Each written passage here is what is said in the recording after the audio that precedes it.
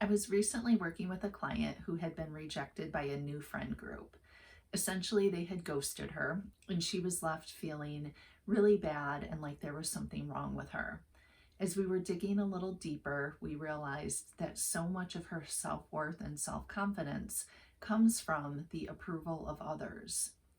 So I mentioned that we need to work on building her self confidence, and she said, I guess I need to be more of a narcissist then.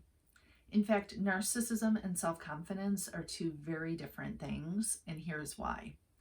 Narcissism is when we rely on external sources in order to get our self confidence, in order to feel good about ourselves. External sources can be material objects, the approval of others, relationships with other people. It can be achievements, promotions. But the problem with that is what happens when those things don't work out? What happens if we don't get the promotion or if we get rejected by a friend group? If all of our self worth is wrapped up in those things, we're going to feel really, really awful.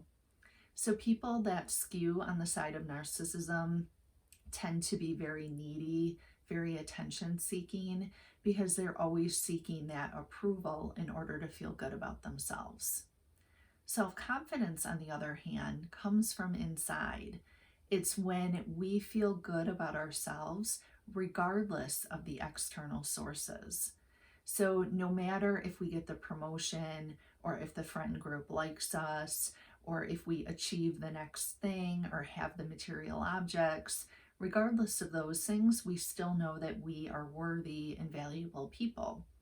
Now, it's not to say that somebody with self confidence won't be upset if they're rejected by the friend group or if they don't get the promotion, but they're going to be able to bounce back a little bit more quickly because their self worth isn't wrapped up in it. So, think about where you fall on the spectrum. Do you tend to fall more to the narcissism side, or do you feel like your self confidence is pretty healthy?